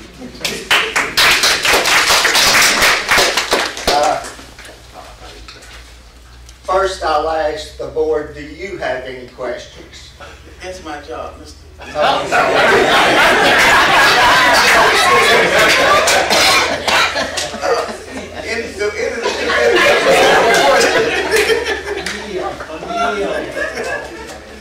No one has any question. And remember, if you think of something else, we have about 3 more meetings, so you're welcome to come back again. Okay. Aren't you going to ask the audience? No. So that's why we have the public comment time. And then after you make your public comment and someone collaborates with you, then at the next meeting, you can get up, or before the meeting, you might want to come and talk to one of the committee members and you're able to do that. Thank you, ma'am. I take direction very well. I appreciate that. Thank you, Mr. Garber. All right, next we have Hannah Palmer from Finding the, is it Finding the Flint? Okay, all right. I'll listen right here. Well, come up because we're televising, so we want to make sure.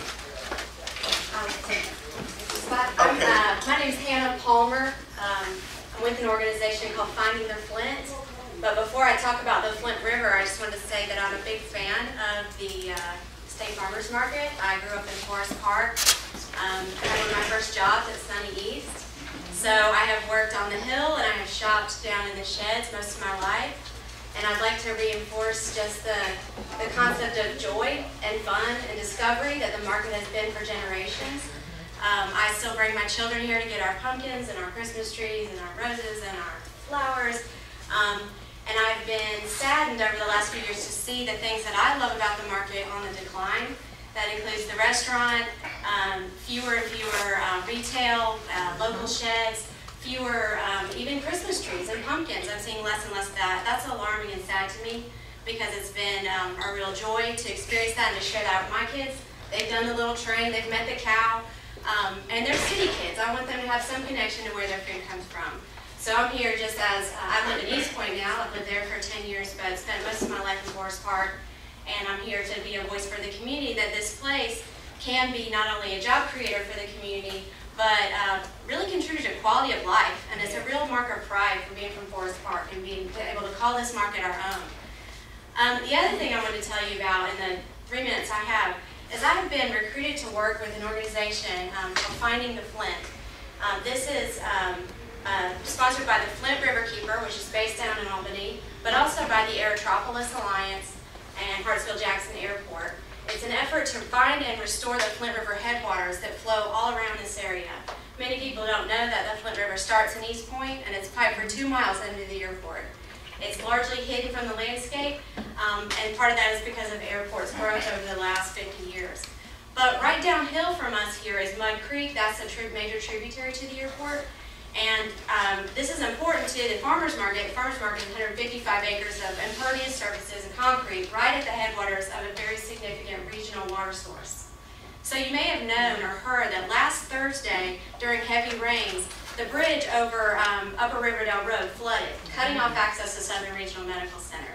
That's because during heavy rains, 2,000 acres of this industrial district that is not coordinated, that's all connected. That halo effect is a concrete effect. So that stormwater issue that the farmers market is part of affects Mud Creek, which floods downstream, and then we have people who can't get to the hospital when they have an emergency. So I'm throwing this curveball at you that like stormwater, green infrastructure needs to be part of the conversation when we talk about any redevelopment on this site, and it needs to be coordinated because even if the state farmers market does a great green redevelopment, it needs to be coordinated across this entire industrial district so that we can start to save the Flint River. It starts here, it's our river, but it goes all the way down through the state, and it's feeding our agricultural industry downstream. The Flint is a water source that we have the opportunity to protect and highlight here as part of what we're doing at the farmers market. Thank you. Thank you. All right. Next we have Brenda Harrison, Clayton County resident.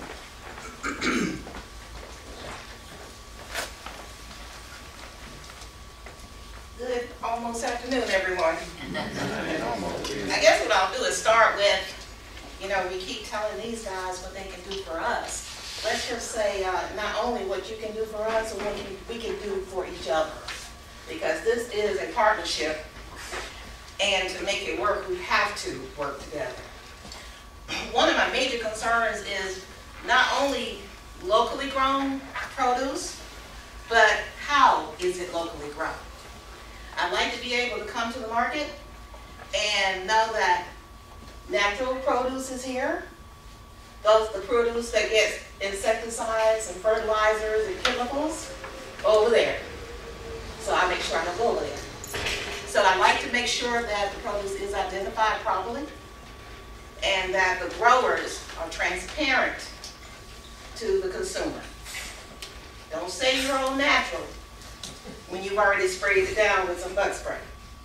So just be transparent to the consumer. The next thing is marketing to wholesalers in the community spaces. I'd like to see these desert spaces you guys are talking about become community markets for produce, and let those small developed businesses come here, purchase their produce, wholesale prices, and take them to the community. That keeps them from having to travel here to Forest Park, and some of them don't have transportation, but we can take this to the community along with the education prospect that some of the people here spoke about. And last but not least, partnerships, and partnerships. You guys can't do it without us. We can't do it without you. So I appreciate Chairperson Stovall for being in charge of this committee, bringing it to us, making sure we stay engaged, and we're going to make sure that we spread the word to the community that this is real. This is not just play, fake news and all that other stuff. We're going to make this thing happen, because I remember, I'm an Atlanta girl. I remember the Forest Park Market back in the day, and I miss that. Being able to come here and, you know, on Sundays we knew we could negotiate because they be wanting to go home and get rid of their produce. But please, let's make this viable, because this is an amazing product. Thank you. Thank you, Ms. Harris. All right, so we're at towards the end of our agenda, and we definitely thank everyone for coming out, the committee members for traveling. A lot of them traveled very far to get here. And also for the Department of Agriculture, Bo Barn, and the Commissioner Black's office, and Matthew for his in-depth presentation that answered a lot of questions. And also to Mr. Keith Parker for shedding us light from the Georgia farmers' perspective.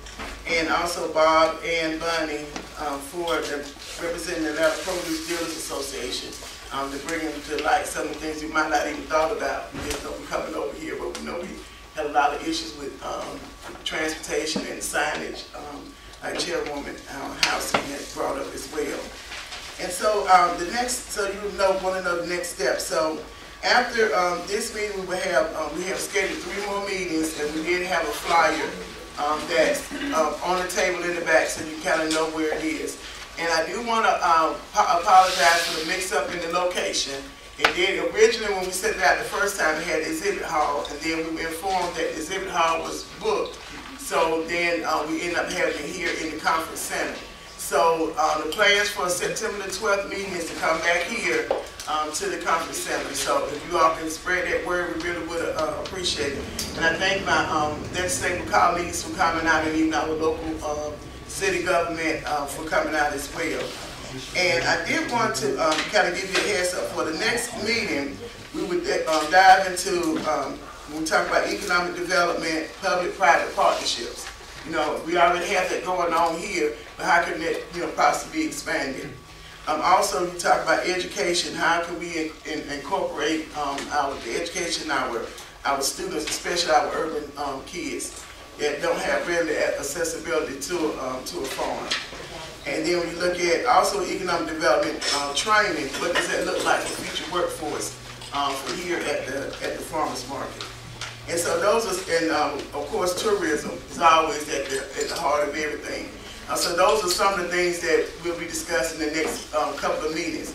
And just so you all know, for planning purposes, our last meeting is October the 2nd. Which at that meeting we will be, hopefully have gathered enough information that the committee will be able to make our recommendations at that time. So like I said, if you have any other things that you want to add in, please encourage everybody to go online to do the survey. That helps us a lot as well, that I'll be able to share the results with the committee members as well as to what is being said for those who couldn't make it to the meeting today. And so I did want to also mention that we've also been able to work with Clayton State University. So one of the meetings on the 27th will be at Clayton State. And their MBA students last year in November actually did a market analysis of the state farmers market. So that means we'll be able to hear from them, hear from the professor on what those conclusions were. And I know we're going to all come to the conclusion that all the research and the analysis have come together, all saying the same thing. So what everybody's been telling me is, okay, when are we going to move the needle and get some things done? We talk and all of that, and we kind of know what's needed, what's the next step. And so that's our job as a committee, is to make those recommendations and then see how we can help move the needle forward for what we're going to do here. So I did want to share with you on some of the things as we close out. We've actually gotten 285 responses so far online with the survey. And so I'm going to share some of the responses. 79% of the people who responded said they come to the farmer's market to purchase fruits or vegetables. 41% out of the responses were flowers and related products. 13% non-food items. About 24% ate at restaurants, and then we had an other selection that was on there. And one of the other first question was how many visit at least once a week. So out of that response, you had about 7% said they visit at least once a week. Once a month was 21%. Twice or more a month were 8%. And once or more a year were like 61%. So as you can see, a lot of people not coming once a year. So we want to get those numbers where we have more people visiting more frequently than what's going on now. The third question was, what type of business or activities would you like to see at the farmers market? So on that response, indoor market was at 75%. Outdoor market, 57%. Wi-Fi cafe, 42%. Cooking demonstrations, 52%. Concerts, 27%. Fairs and festivals, 71%. Shopping center, 23%. Boutiques, 25%. Logistic training facility, 13%. Education center for students to learn about agriculture, 55%. Agriculture museum, 32%. And then we had some other responses. And then also on the survey, for those who haven't completed, we gave an opportunity for people to maybe give comments about things that they wanted us to know that was not included in the questions. And so out of that, about 171 people actually wrote in their comments that will be shared with the committee. So just kind of give you a heads up, everybody's really excited about what the possibilities here at the farmers market, and we're really excited. I appreciate the opportunity to be among my colleagues to be able to help foster this and move this forward. So if nothing else from the committee members, this meeting is now adjourned, and we appreciate it. We have some light refreshments in the back, not much.